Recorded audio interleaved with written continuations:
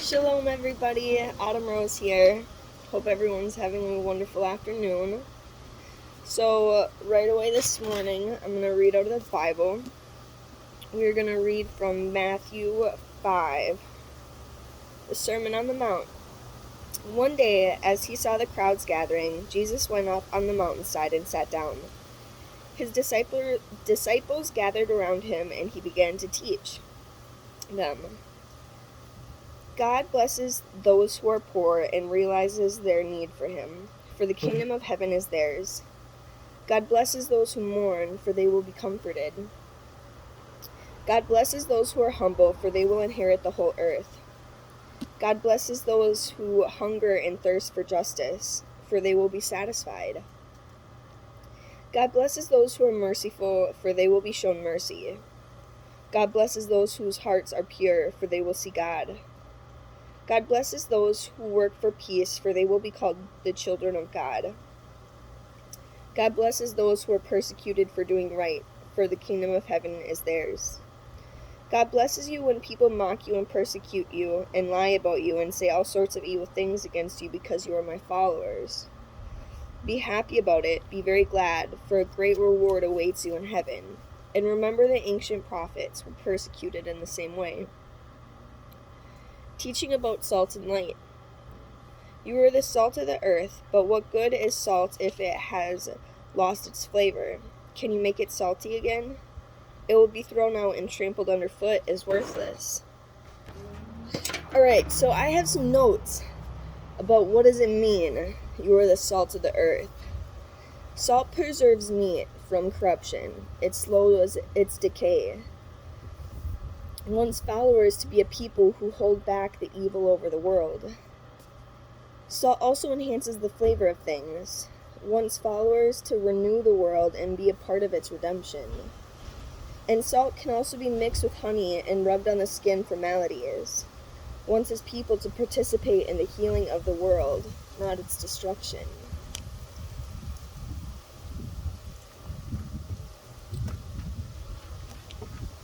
Alright, back to Matthew 5.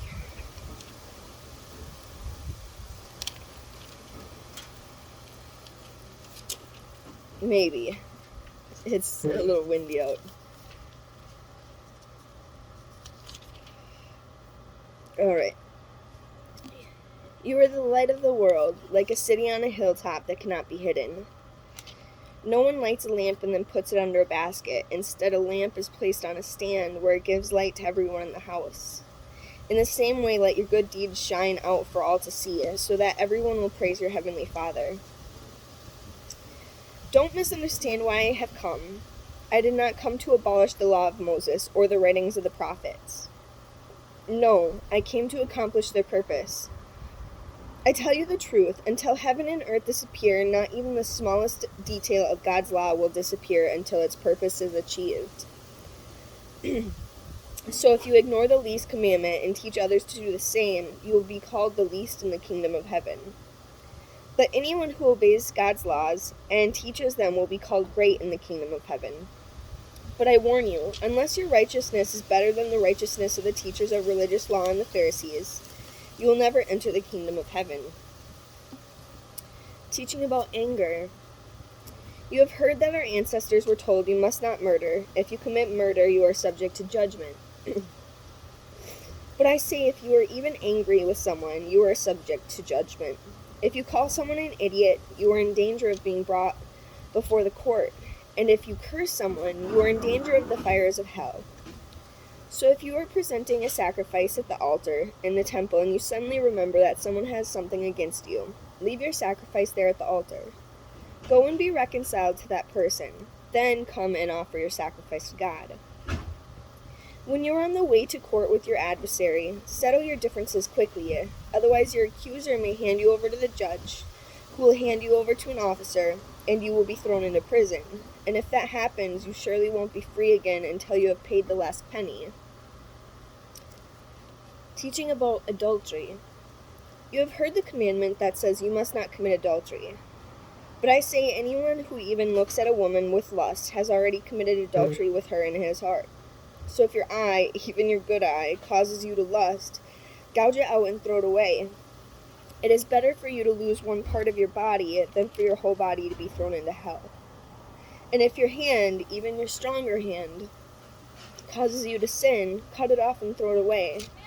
It is better for you to lose one part of your body than for your whole body to be thrown into hell. Teaching about divorce. You have heard the laws that say a man can divorce his wife by merely giving her a written notice of divorce. But I say that a man who divorces his wife, unless she had been unfaithful, causes her to commit adultery, and anyone who marries a divorced woman also commits adultery. You have also heard that our ancestors were told, you must not break your vows. You must carry out the vows you make to the Lord. But I say, do not make any vows. Do not say by heaven, because heaven is God's throne. And do not say by the earth, because the earth is his footstool. And do not say by Jerusalem, for Jerusalem is the city of the great king. Do not even say it by my head, for you can't turn one hair white or black. Just say a simple yes, I will, or no, I won't. Anything beyond this is from the evil one. Teaching about revenge. You have heard the law that says the punishment must match the injury, an eye for an eye, and a tooth for a tooth. But I say, do not resist an evil person. If someone slaps you on the right cheek, offer the other cheek also. If you are sued in court and your shirt is taken from you, give your coat too. If a soldier demands that you carry his gear for a mile, carry it 2 miles.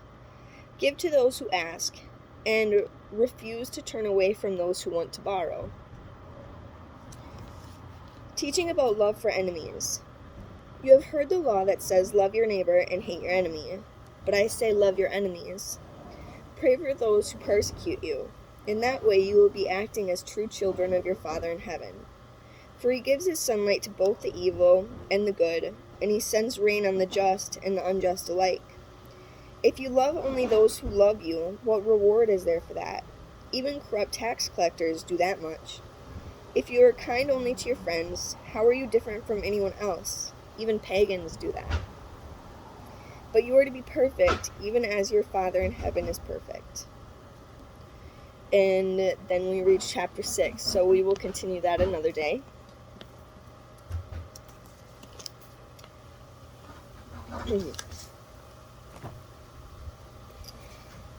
Next, we will read from Dear Jesus. To receive my peace, you must change your grasping, controlling stance to one of openness and trust. The only thing you can grasp without damaging your soul is my hand. Dear Jesus, grasping and controlling are ways I try to feel safe. However, I've come to realize that they are hurtful ways that are actually counterproductive. The more I manipulate and grasp for control, the more anxious I become. Even if I succeed through these means, I know the success may be only temporary. Since I'm the one who made things happen, I have to patrol the situation vigilantly, or risk losing the ground I've gained. Help me open my grasping hands to you, Lord, trustfully receiving all that you have for me.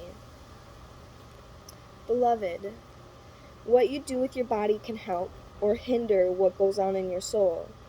When you realize you are grasping for control, become aware of your body language.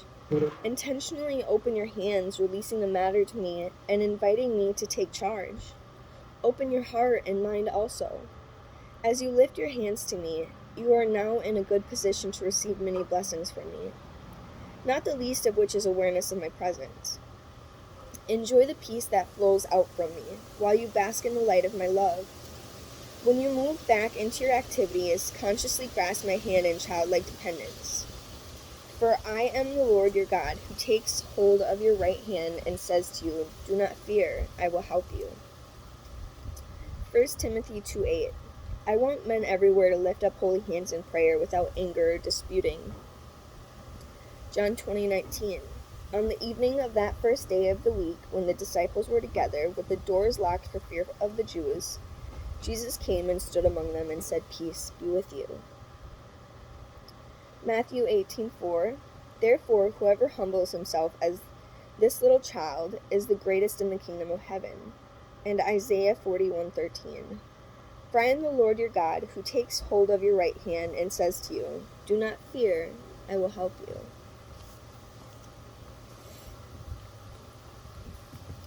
Next, from Jesus Calling,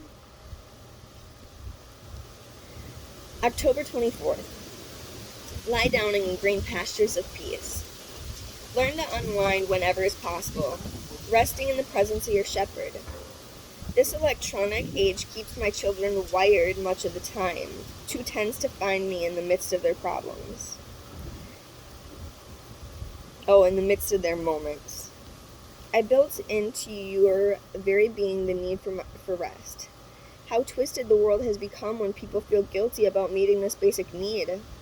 How much time and energy they waste by being always on the go, rather than taking time to seek my direction for their lives. I have called you to walk with me down paths of peace. I want you to blaze a trail for others who desire to live in my peaceful presence. I have chosen you less for your strengths than for your weaknesses, which amplify your need for me. Depend on me more and more, and I will shower peace on all your paths. Psalm 23, 1-3.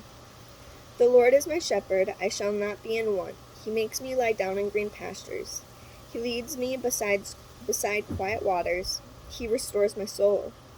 He guides me in paths of righteousness for his name's sake. Genesis 2:2-3. By the seventh day, God had finished the work he had been doing, so on the seventh day, he rested from all his work. And God blessed the seventh day and made it holy, because on it he rested from all the work of creating that he had done. And Luke 1:79, to shine on those living in darkness and in the shadow of death, to guide our feet into the path of peace. Next, we'll read from Family Feelings. Parents are the bones on which children sharpen their teeth. Peter Ustinov. Parents or caregivers are our first love objects because they feed us, caress us, keep us warm. They're our first hate object because they say no. Inevitably, there comes a time when they deny us gratifications. When we become parents or primary caregivers, our children go through the same emotional developments with us, and their children with them as long as families exist. When there are two parents or other adults in the household, children will try to get from another what one parent denies. Rules must be firm. Children soon learn who will cave in if nagged or wheedled. When parents live separately and share childcare, they need some basic agreements too, or children will learn to exploit the situation.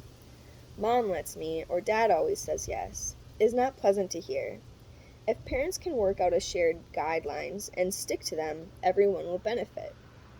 Thought for today. Behavior needs limits to give it shape, like bones in the body. Parents should offer some resistance. Next, we'll read from Keeping God in the Little Stuff. October 24th. Talk about others. People who talk a lot about themselves seldom want to hear what others have to say. They say the sweetest sound we hear is the sound of our own voice, not because we like not because we like how our voice sounds, but because we like to hear ourselves talk. If we didn't, why would we talk so much?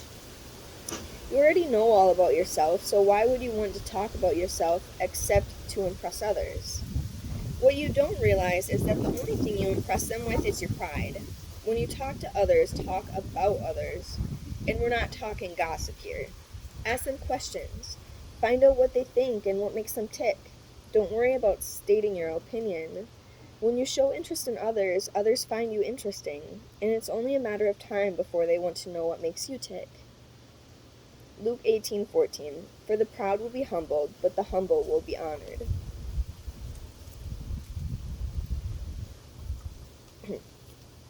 And then from Grace for the Moment, what heaven holds. There is joy in the presence of the angels of God when one sinner changes his heart and life.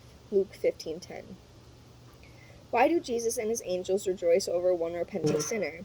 Can they see something we can't? Do they know something we don't? Absolutely. They know what heaven holds. Heaven is populated by those who let God change them. Arguments will cease, for jealousy won't exist. Suspicions won't surface, for there will be no secrets. Every sin is gone, every insecurity is forgotten, every fear is past. Pure wheat, no weeds. Pure gold, no alloy. Pure love, no lust. Pure hope, no fear. No wonder the angels rejoice when one sinner repents. They know another work of art will soon grace the gallery of God. They know what heaven holds. All right. Thank you, everybody, for tuning in. With that, Autumn Rose signing off.